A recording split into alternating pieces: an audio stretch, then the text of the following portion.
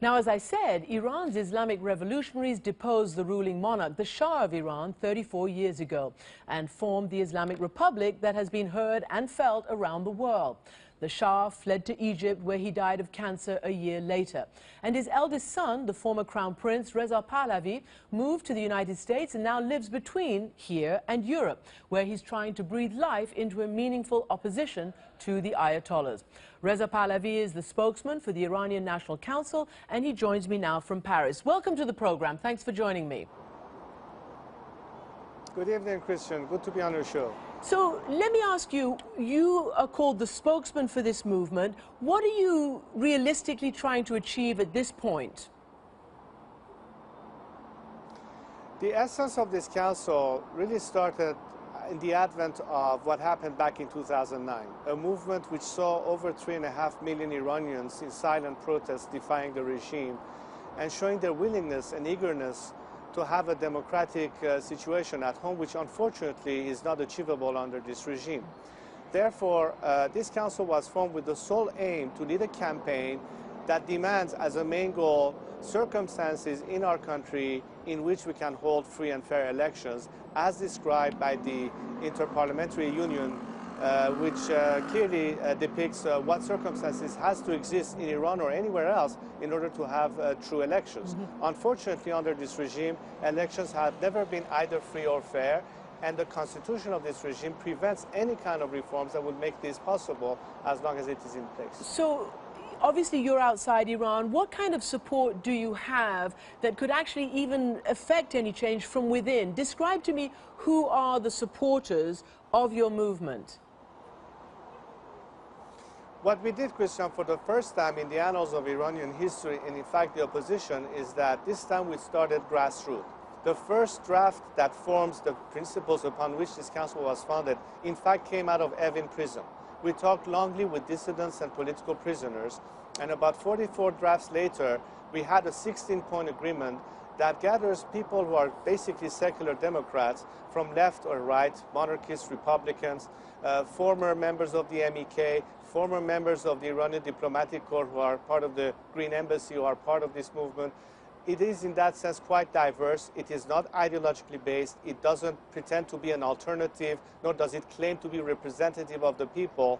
All that it does is to promote a campaign that asks for circumstances that has to occur in our country. As such, the representation was very wide. We had about 25,000 people who participated in signing this document, half of them from Iran. And we had the first time ever elections that basically nominated about 500 people to constitute the first council, which was about 2 months ago here in Paris on the 27th and 28th of April, out of which 35 people were elected as the Supreme Council and 9-member political office, and I was also elected as a spokesman for this council. And we are directly in contact with people at home. Let me ask you about something that certainly we hear a lot from people inside Iran. They want better relations with the outside world, including the US, including the West, and they also want their nuclear rights to be respected. If there was a change, how would you propose dealing with reopening relations with the West and maintaining what they believe is their right for nuclear enrichment? I'm not talking about weapons, I'm talking about their right for nuclear enrichment. Well, obviously, Christian, when you have a regime that has been untransparent and ultimately untrustworthy from the outside world point of view, not to mention what it does to its own citizens, there's a sharp contrast between a democratic, secular, parliamentary democracy, which in essence has as an objective to serve the best interests of the nation while having the best possible relations with the international community. To make a long story short, I think that in one stroke, you can eliminate everything that this regime has in a problem for, whether it is vis-à-vis its own citizens as well as the international community, be it the nuclear agenda, terrorism, support for radical groups. And instead, once you will have a democratic system in Iran, which will be truly representative of our people's aspiration, you can rest assured that none of these current threats will ever exist, and at the same time there will be a truly responsible government that will look at the best interests of our country, its sovereignty, and its self-determination. In our last minute, I want to ask you, there's a lot of talk about a potential strike on Iran's nuclear facilities. Would you support such a thing? And what do you think that would do to what you want, which is a democratic movement? Well, I've always been against any form of foreign attack. As a matter of fact, it is one of the principles that we adhere to in our council, that we're against any form of military attacks on our country from outside or from anywhere else. We believe that the change has to occur as a result of civil disobedience and nonviolence. We call for national reconciliation and amnesty.